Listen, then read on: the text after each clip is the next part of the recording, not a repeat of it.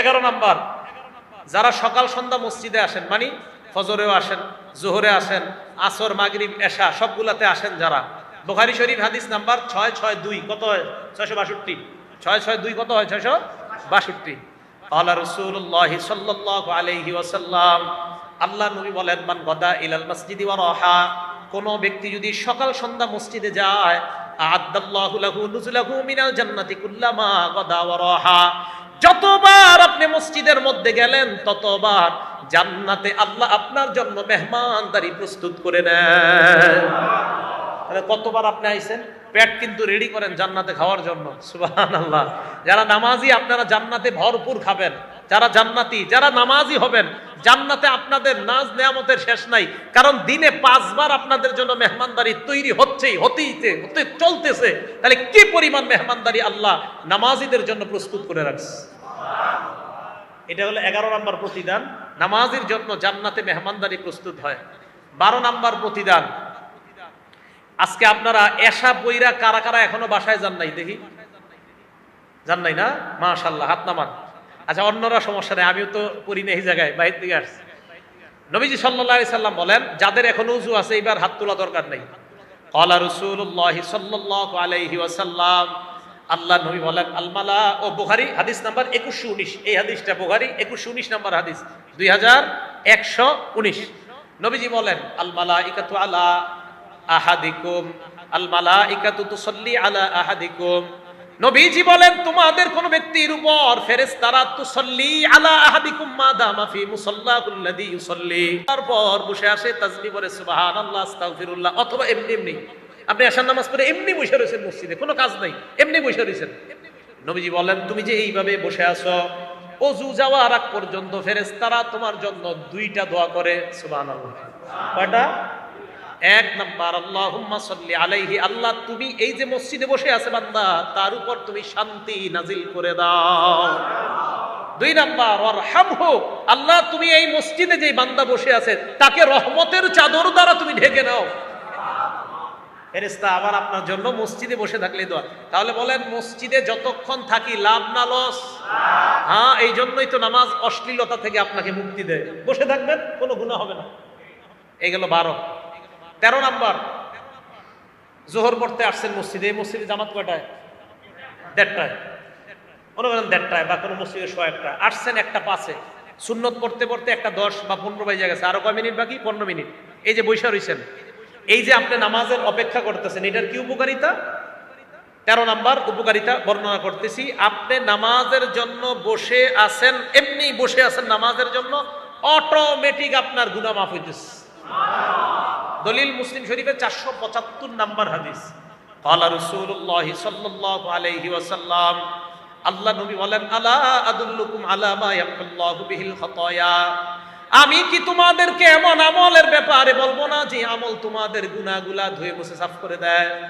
সাহাবারা বলেন ইয়া রাসূলুল্লাহ, আল্লাহ নবী বললেন 3টা আমল।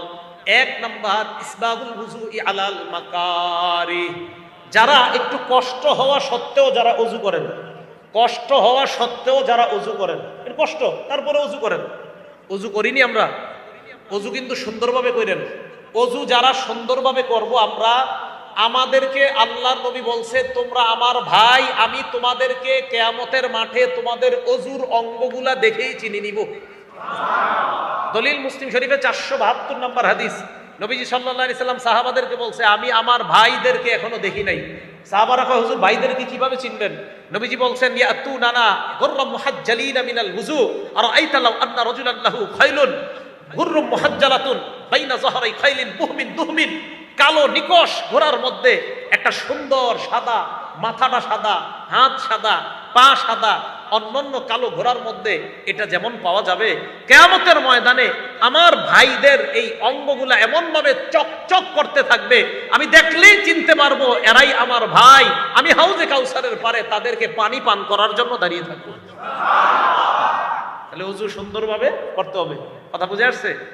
মনে আসেনি? নবীজি বলতেছেন, মুসলিম শরীফের 475 নম্বর হাদিস শোনাই দিয়েছে, ইসবাগুল wudu'i আলাল মাকারিহ, কষ্ট হইলে ওযু করা। 2 নাম্বার, ওয়া কাসরাতুল খুতা ইলাল মাসাজিদ, যত বেশি হাইটা মসজিদে যাওয়া যায় তত বেশি গুনাহ মাফ। কাসরাতুল খুতা, বেশি বেশি হাইটা যাওয়া। 3 নাম্বার, এক সাহাবা অনেক দূর থেকে আসতো মসজিদে। সাহাবারা কয়, মিয়া তুমি তো পারলো কাসাবেতে কোনো একটা ঘর বানায় নিতা, অথবা তুমি একটা বাহন কিনা নাও, এই বাহন দিয়ে আসবা। কয় না না, আমি বাহন কিনবো না। নবীজি বলছে যত হাঁটবো তত সওয়াব, তাই দূরেই ঘর রাখবো, কাছে ঘর বানাবো না। দূর থেকে প্রতি উক্ত নামাজে আইসা আমি আমার সওয়াব কামাই করতে চাই। সাল্লাম বলেন।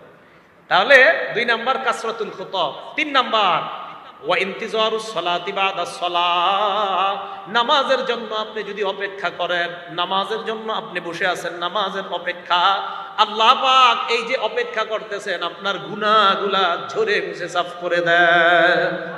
তাহলে নামাজের জন্য বসে থাকলেও লাভ না লস?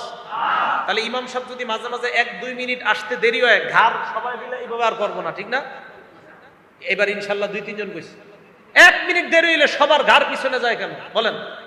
সিনেমা হলের লাইনে আপনি কখনো এরকম করছেন? তা তো করেন না। আপনি মসজিদে আসলে 1 মিনিট দেরি হইলে সবার ঘাড়, মানে হুজুরে আসে না কেন? 2 জায়গায় ঘাড় যায়। যদি 1 মিনিট হুজুরে ইমাম সাহেব আসতে দেরি হয়, 2 জায়গায় মুসল্লির ঘাড় যায়। এক ঘড়িতে, যদি ঘড়ি সামনে না থাকে পিছনের ঘড়িতে সবাই। আর হলো হুজুর যেই দরজা দিয়ে আসে ওই দরজায় সবার চেহারা। আরে ভাই, হুজুর 1 মিনিট দেরি করে আসা মানে ওই 1 মিনিটও আপনার কিছু গুনাহ ঝরে যাওয়া। কথা বুঝে আসছে? কি দেরি করে আসার কোনো দলিল নাই? ইমাম সাহেব দেরি করে আসতে পারে, দলিল নাই? আরে নবীজি দেরি করে আসছে, দলিল মুসলিম শরীফের 1332 নম্বর হাদিস। এশার নামাজে নবীজি দেরি করে আসছে, অনেক দেরি করে আসছে।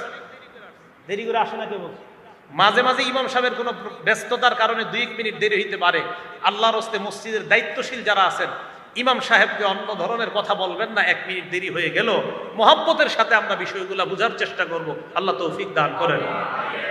তাহলে 13 নাম্বার উপকারিতা জানলাম, নামাজের জন্য বসে থাকলেও সওয়াব আছে না নাই? 14 নাম্বার, আবু দাউদ শরীফের 458 নাম্বার হাদিস, ক্বালা রাসূলুল্লাহ সাল্লাল্লাহু আলাইহি ওয়াসাল্লাম, আল্লাহ নবী বলেন, যারা ঘর থেকে পবিত্র অবস্থায় বের হয়ে মসজিদের মধ্যে আসে, আসার পর নামাজের মধ্যে দাঁড়ায়, আজরুহু কাজরিল হাজ্জিল মুহরিম, ইহরাম বেঁধে হাজী সাহেব হজ করলে যে সওয়াব, আল্লাহ পাক ওই মুসল্লির আমলনামায় ওই পরিমাণ সওয়াব লিপিবদ্ধ করে দেন। ইহরাম, তাহলে ইহরাম বেঁধে হজকারীর সওয়াব পাবে মুসল্লি। 14 নাম্বার। 15 নাম্বার নামাজের উপকারিতা, সহিহুল জামে ওয়াল জামিউস সগীর নামক কিতাবের 445 নাম্বার হাদিস। এই হাদিসে রাসূল আকরাম সাল্লাল্লাহু আলাইহি সাল্লাম বলেন, আপনারা এখনো যারা বাসায় যান নাই, আপনারা যারা নামাজ পড়ে এখনো বাসায় যান নাই, নবীজি বলছেন, কানা ফিস সালাতি হাত্তা ইয়ারজিআ ইলা আহলিহি, আপনারা যতক্ষণ বাসায় না যাবেন, বাসায় যাওয়ার আগ পর্যন্ত নামাজে থাকলে যে সওয়াব, ওই সওয়াবগুলো আপনাদের আমল নামায় চলতেছে, এখনো লেখা হচ্ছে। এলো 15 নাম্বার উপকারিতা। তাহলে মসজিদে নামাজ পড়তে আইসা বাসায় যাওয়া যত দেরি হবে, লাভ হবে না লস হবে? তা আবার আপনি এমন করেন না, মসজিদের একটা নিয়ম কানুন আছে অনেক মসজিদের, যে নামাজের 15-20 মিনিট পরে গেট বন্ধ হয়, না হয় চুরি হওয়ার সম্ভাবনা। না, আপনি মাশাআল্লাহ আধা ঘন্টা আবার বসে থাকেন না, নিয়ম নীতিও মানতে হবে আমাদের। আমার বয়ান শোনার পর আপনাদের মসজিদের নিয়ম নীতি যেন ভঙ্গ না হয়, আবার এটা খেয়াল রাখতে হবে আমাদের। এই 15টা উপকারিতার কথা বললাম নামাজের। তাহলে বলেন তো, নামাজ পড়ব না প্রতিষ্ঠিত করব? প্রতিষ্ঠিত। প্রতিষ্ঠিত করা দ্বারা উদ্দেশ্য, 1 নাম্বার, নিজে নামাজ খুশু খুজুর সাথে রুকুগুলো সঠিকভাবে আদায় করা। 2 নাম্বার, নামাজ একাগ্র চিত্তে আদায় করা। 3 নাম্বার, নামাজের ব্যাপারে পরিবারকে আদেশ করা। 4 নাম্বার, সমাজে নামাজ কায়েম করার চেষ্টা করা। 5 নাম্বার, রাষ্ট্রে নামাজ কায়েম করার চেষ্টা করা। নামাজের 15টা উপকারিতার কথা আমরা জানলাম। আল্লাহ পাক রব্বুল আলামিন আমাদের সকলকে সালাতের মাধ্যমে আমরা আমাদের জীবনটা যেন আলোকিত বানিয়ে আমরা কবরটাকেও আলোকিত বানাইতে পারি, আল্লাহ তৌফিক দান করেন। আমিন। ওয়া আখিরু দাওয়ানা আনিল হামদুলিল্লাহি রাব্বিল আলামিন।